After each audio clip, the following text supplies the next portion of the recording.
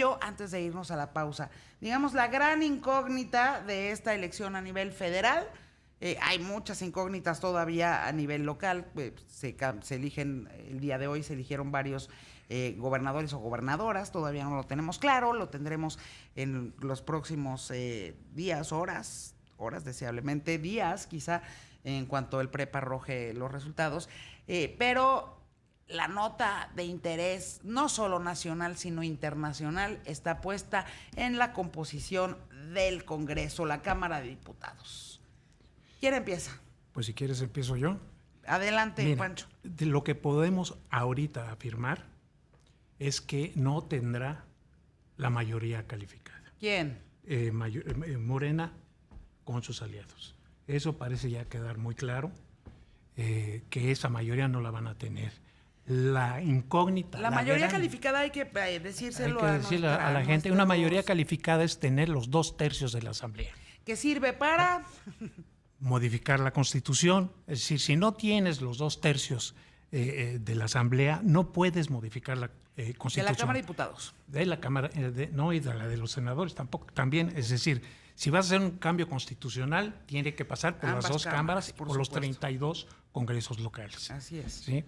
Pero tiene que haber esa mayoría calificada de 2/3 para poder hacer esa modificación. La gran incógnita en esta elección es si lograrán los partidos de oposición arrebatarle a Morena y a sus rémoras o a sus acólitos o a sus aliados, como tú quieras llamarlos. Como cada quien los quiera llamar. Esa mayoría absoluta que es 50+1, y el tema central en este 50+1 es el manejo del presupuesto. La Cámara de Diputados tiene la facultad exclusiva de aprobar el presupuesto de egresos cada año. Si logran arrebatarle a Morena y a sus aliados esa mayoría absoluta, tendrá el gobierno obligadamente que sentarse a negociar con la oposición, cosa que no ha hecho hasta ahora porque, como lo hemos visto, este país camina por la voluntad de un solo hombre. Y el equilibrio de poderes se perdió desde el 2018. Hay la famosa frase de no le muevan ni una coma, que se ha cumplido todas las veces que el presidente lo ha dispuesto así. Entonces, esta situación podría devolverle al país una auténtica división de poderes, donde el Congreso puede hacerle contrapeso al Ejecutivo y tener una normalidad democrática, porque en todas las normalidades democráticas hay esa división de poderes, y aquí, lamentablemente, en el primer trienio de Andrés Manuel López Obrador, el Congreso estaba subordinado literalmente a los deseos del presidente. Vianey. Estábamos decidiendo en esta elección federal de Cámara de Diputados si la gente quería continuar con un modelo de gobierno de los últimos 3 años o le ponía un alto. Era la gran decisión. Hay que ver también que, salvo Carlos Salinas de Gortari, los otros presidentes habían perdido. En el refrendo de su gobierno habían perdido esta gran mayoría. Entonces, lo que se esperaba es que efectivamente pudiera haber un voto de castigo, pero no tan grande. Le estaban jugando a tener la mayoría porque tenemos en puerta muchas reformas, incluyendo la electoral, que es a la que ya le tenían el ojo echado. Es así de, saliendo de las elecciones, dicho por Monreal, dicho por Mario Delgado, saliendo de las elecciones viene una reforma electoral. Que esa, ojo, y hay que platicarlo con nuestra audiencia, es una reforma de gran calado que tendría que ser constitucional, que tendría que pasar por ambas cámaras, tanto la de diputados como la de senadores, y los 32 congresos locales. Y eso y muchas otras reformas que estos resultados que en este momento hay, significa que no las van a poder hacer si, no como dice Pancho, se sientan a hacer un gobierno de consensos. Ahora, esa es la buena noticia. La mala, también la comentaban hace un rato, el Estado es el Estado. Y yo no sé en qué momento, así como iban a presionar a los magistrados, van a presionar a la oposición, porque tienen a la UIF, tienen a Hacienda, pero ya veremos. Digamos que ese es otro cantar. Por lo pronto, a mí me da mucho gusto que tenga que ser obligado un partido político, y yo sí le voy a poner rémoras, porque para mí son rémoras, y ojalá pierdan el partido, o pierdan el registro alguno de ellos, por cierto, pero ojalá los obliguen a negociar, porque entonces estaremos hablando de que la oposición, que fue no solamente ignorada, sino despreciada, tenga que entrar en serio a una mesa de discusión. O sea, hasta ahorita de volada, nada más como una nota al pie de página, hasta ahorita y según las distintas encuestas de salida que han hecho, se han hecho en el país, los partidos que estarían en probabilidad de perder el registro serían, el PRD, que en algún momento fue la tercera y hasta la segunda fuerza política de este país, hay quienes dicen que incluso la primera, pero estaría a punto, podría perder el registro, el PT podría perder el registro, vez, pero siempre lo pierde, ¿no? Todas las elecciones lo pierde el PT y luego mágicamente lo recupera. E incluso el Partido Verde Ecologista de México. ¡Wow! Y otros varios que hay que agregar que ninguno de los nuevos tampoco trae la votación para mantener el registro. Exacto. Y otros que ni siquiera recordamos su nombre porque se acaban de crear. Javier, el Congreso. Bueno, ya han tocado el punto clave de la Cámara de Diputados, es el presupuesto.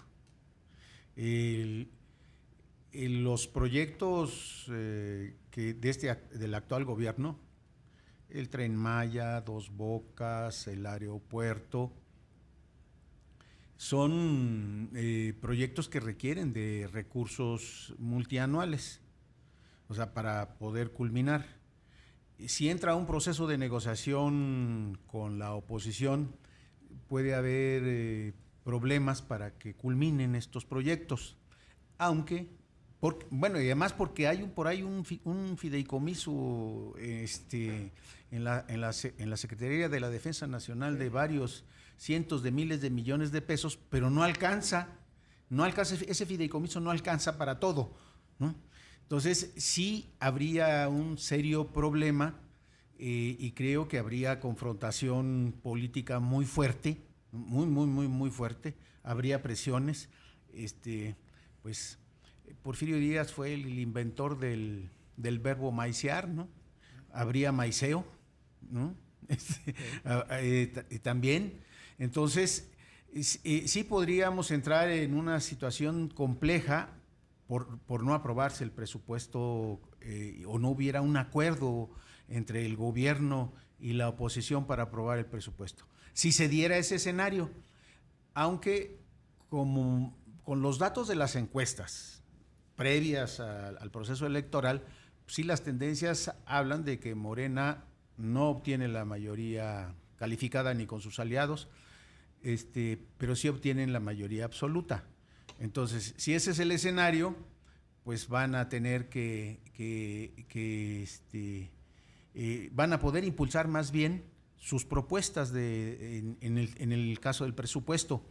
Aunque también sucede luego que aquí la oposición tendría que ponerse muy abusada, no faltar ningún legislador, porque luego faltan los del partido mayoritario o de las alianzas mayoritarias y en consecuencia se da la posibilidad de alguna negociación, pero luego pues hay muchos legisladores faltistas en todos los partidos, ¿no? que no le dan importancia a asistir a las sesiones de su Cámara, ¿no? La ley de ingresos pues pasa por la Cámara de Diputados y por el Senado de la República, y yo creo que en el Senado de la República se van a endurecer las negociaciones.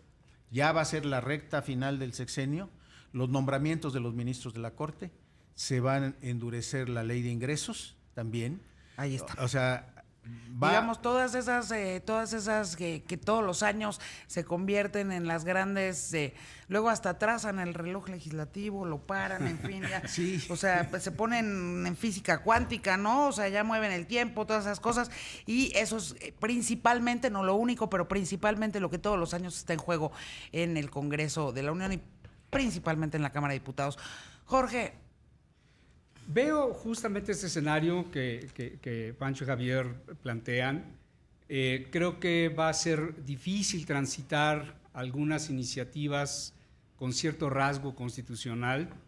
veo a un presidente de la República y a un partido que ya anunciaban con cierta desesperación, tratando de sacar las mayores leyes y reformas posibles, pero los veo con esta idea, esta intención de querer gobernar por decreto, ¿no? Que es la única facultad que le quedaría al presidente de la República para no tocar las puertas del Congreso, como lo hizo Obama en Estados Unidos cuando no tuvo la mayoría. Pero esto también nos dice una cosa: la ruta de la inconstitucionalidad que el gobierno ha seguido es clara, es decir, no importa violar la Constitución. ¿Cómo es posible que en un transitorio modifiques plazos constitucionales? ¿No? Pareciera un juego de caramba, ¿cómo es posible eso? ¿No? Y lo hacen. Y por el otro, y con eso terminaría el comentario, me preocupan los congresos locales. ¿Cómo queden los congresos locales? Porque el constituyente pudiera darse un caso de una crisis constitucional, estoy yéndome lejos, pero que el Congreso pudiera aprobar una reforma constitucional, pero no transita en los congresos estatales. Entonces el constituyente permanente tendría un serio problema. Entonces ahí se quedaría toda una reforma constitucional. Yo creo que sería prudente añadir en este tema de la mayoría calificada y la mayoría simple dos grandes reformas que tiene anunciadas Andrés Manuel López Obrador. Una es relativa al Poder Judicial, que le ha detenido reformas constitucionales o reformas como la ley de la industria eléctrica, la ley de hidrocarburos. Esa es una de las grandes reformas que el presidente está anunciando, que si no tiene esa mayoría, pues prácticamente imposible. Prácticamente resulta imposible. La otra es la que tú mencionabas. Él quiere cambiar todo, acotar, dicen ellos, las autoridades electorales, ponerlas en su sitio, que no legislen según palabras que le escuché a Monreal. Y para eso pues también necesitan modificar la Constitución. Entonces, por ahí ya es un punto de alivio pues en este proceso, ¿no? A ver, antes de irnos a